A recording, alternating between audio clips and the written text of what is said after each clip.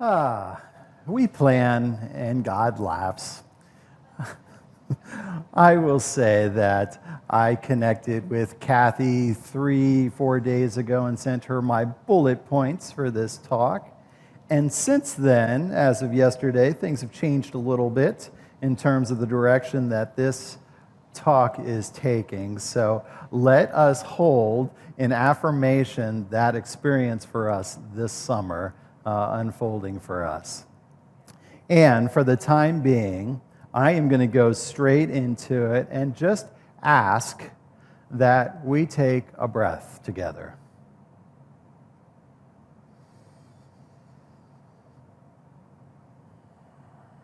And just be present to this now moment. I often ask for this to happen purely for selfish reasons, to calm my nerves before I give a talk. And today I feel like we all need to take a collective breath together and just be present.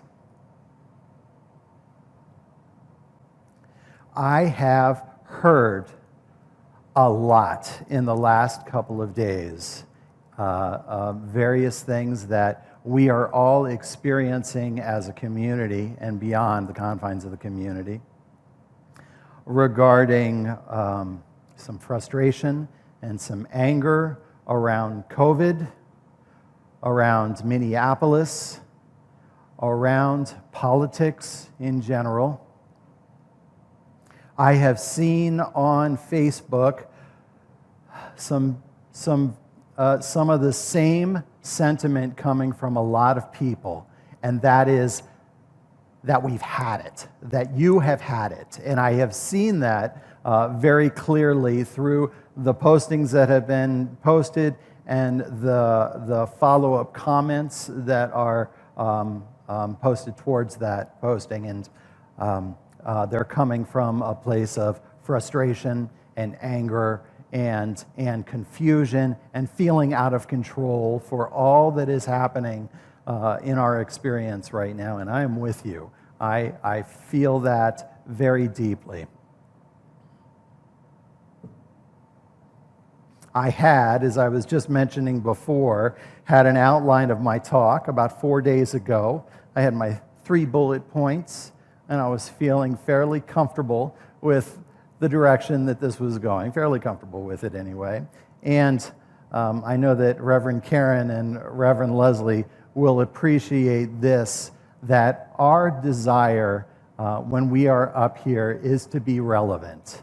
And in this place that we are finding ourselves now and experiencing life itself, it is very difficult to prepare for talks these days. And I think that it's more like what we need to do is write our sermons a couple of hours before we get up here on stage to hold into that relevance. I also know that Reverend Karen Russo was talking about a month ago and talking about that rule that ministers or ministerial students have about bringing our unhealed stuff up on stage. Reverend Karen Russo was talking about the Navajo Nation and her process of getting through that. And at this point, I feel like we need to change the rules a little bit, because what I can tell you is that we are in this together with one another, and we are processing this whole thing together. We have not had the luxury of doing our processes and then coming up here on the stage on the other end of that process of healing and being this place of wisdom and knowing and clarity through all that we have. So I am still raw over what has been happening in the last couple of days, and I'll be honest that I haven't been feeling a whole lot the last couple of months. And yesterday it came to a point where I really felt it. So needless to say, my talk went out the door, and I started all over again yesterday with a new talk. And like I said, yesterday was quite an experience for me. I went deep within. I talked with a couple of different people. I talked to a fellow ministerial student who is doing the exact same thing that I'm doing now, and we talked each other off of the metaphoric ledge that we found ourselves on in that frustration and anger, and really kind of came to that place of peace and knowing the truth of each other in that place. I also did a lot of meditation and a lot of prayer work around myself, my consciousness, and what I was going to be bringing here today. And I read some of those master sages of the past that bring forth that very consistent message over and over again, whether it is Jesus or Buddha or Socrates, Emerson, Hopkins, or Holmes. They all have some of that same consistent messaging throughout, and a great source and place for us to anchor into, which is exactly what I did. So today I am going to be talking about that sacred infused life, where there is that cross-section of us being humans and us experiencing the sacred of our lives, and how can we fully experience both. And that bridge, of course, to that place, it varies for lots of different people, but for the purposes of my talk today, it comes from that place of trust and forgiveness. And then I did actually salvage a little bit of the talk that I created a little while ago, and because I believe it is so relevant to this conversation, and that is of unity and being in service of each other. So sound good? I'm going to visualize that a lot of you said, "Yeah, Jeff, just bring it." One of my favorite poems from Hafiz. You don't have to act crazy anymore. We all know you were good at that. Now retire, my beloved, from all that hard work you do, of bringing pain to your sweet eyes and heart. Look in a clear mountain mirror, see the beautiful ancient warrior and the divine elements you always carry inside that infused this universe with sacred life so long ago. Infused this life with sacred, infused this universe with sacred life. I just completed our spiritual practice, teaching the spiritual practices class on Tuesday. And what a wonderful class it was, wonderful students, and we had a wonderful experience together. And as the title of the class suggests, a lot of what we do is experience lots of different types of meditations, and then we also really get to the basics of affirmative prayer. I mean, we really dissect the anatomy of the affirmative prayer. But what I think is at the core of that class is that is that process by which we find that intersection of the sacred with the human life, and living lives fully as human beings, and never losing sight of that awe and that amazing thing that we can't quite comprehend at all, but we feel it. I know that. And so how do we find the sacred in the death of George Floyd in the custody of the Minneapolis police? And how do we find the sacred in the death toll of COVID reaching over 100,000 people?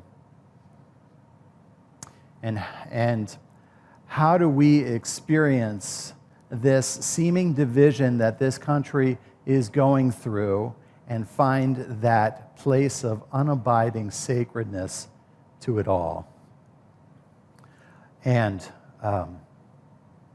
the answer is that I don't know. I'm not exactly sure how we do that.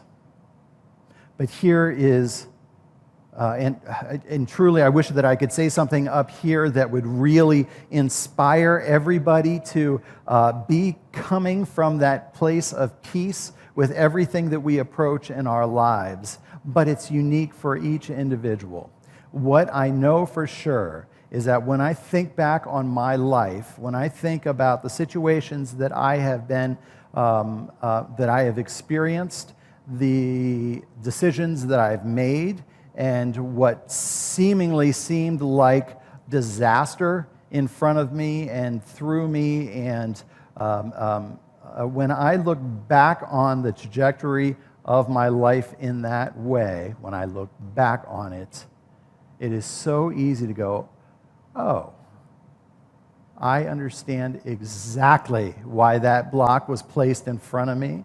I realize exactly why I needed to go through some of the consequences of the choices that I made.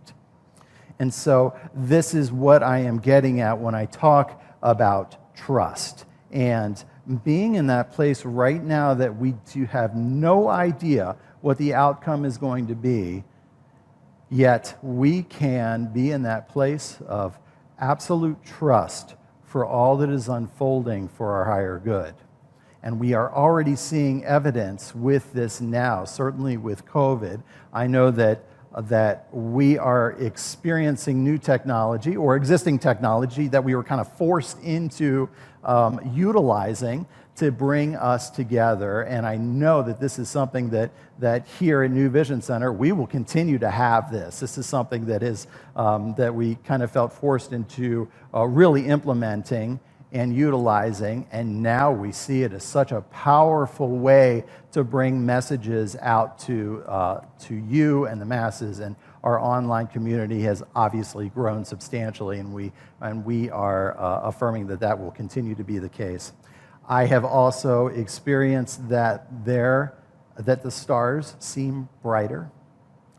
I have experienced that I swear I can hear birds more clearly, and maybe that has something to do with less traffic around. I'm not sure, but I have experienced it.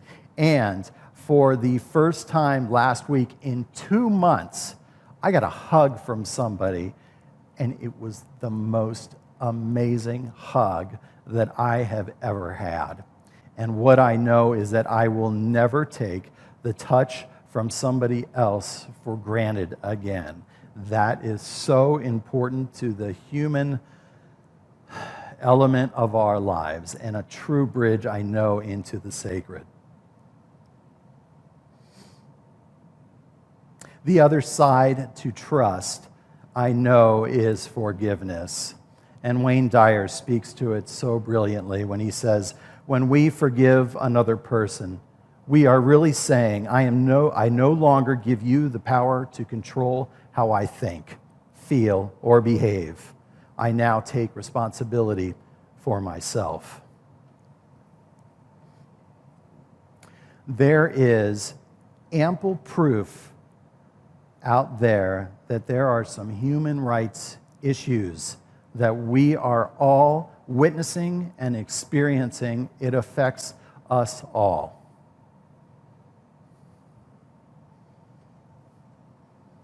And we all have a lot of deep work to do with this. And it is something that is personal to each one of us.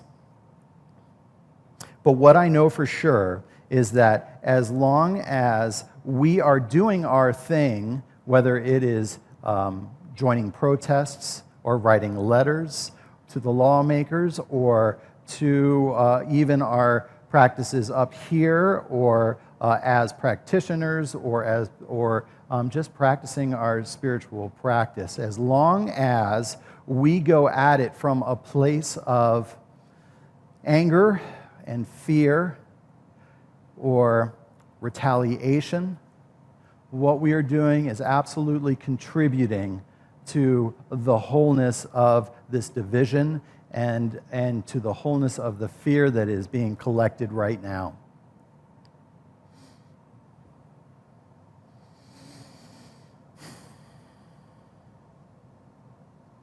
There is something at work that I often forget about when the world of effects is so overwhelming that I want to dig a hole and hibernate indefinitely. And that is that we are, one of the key elements, I think, is that we are not separate human beings. I think one of the greatest illusions of all in humanity is that we are separate individuals.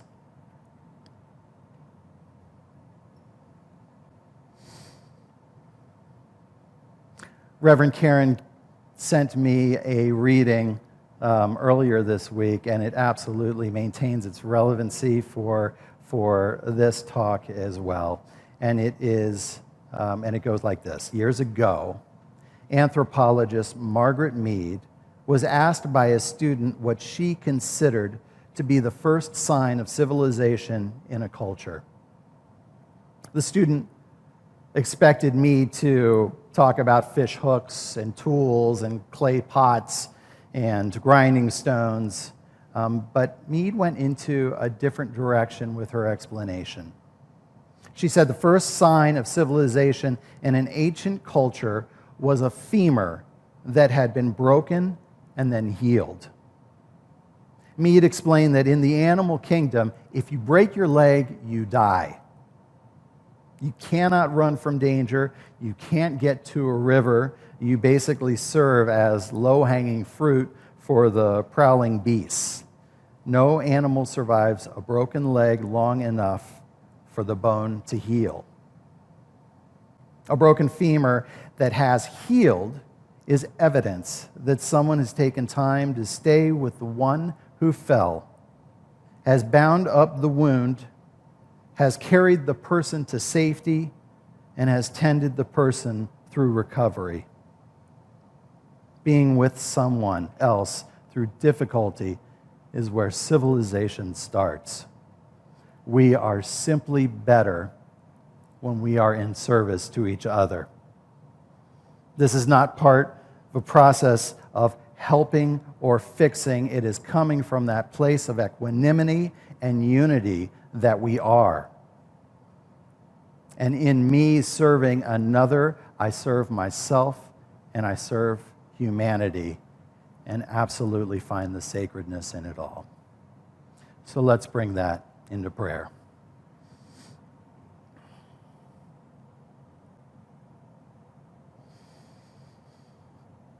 And so I take that deep, abiding breath and just be still,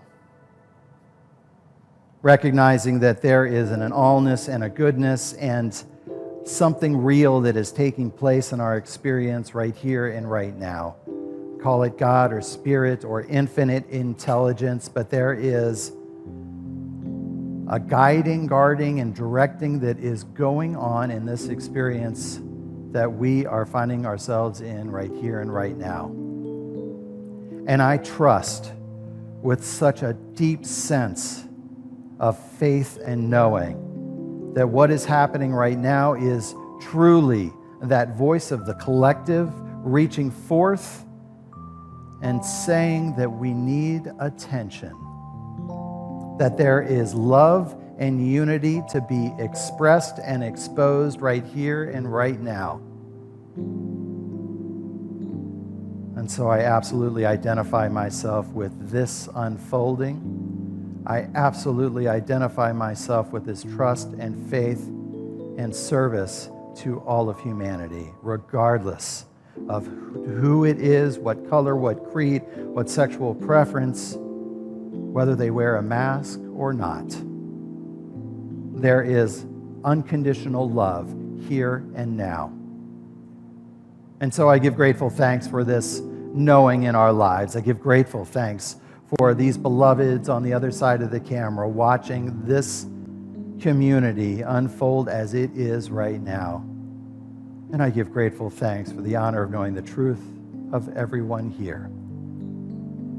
And so as I take that breath within myself, I just allow it to be, and I release it into universal action and law, knowing that it is good, knowing that Spirit truly has said yes. Yes, my beloved, just as you wish. So I allow this to be, and I call it good. And so it is.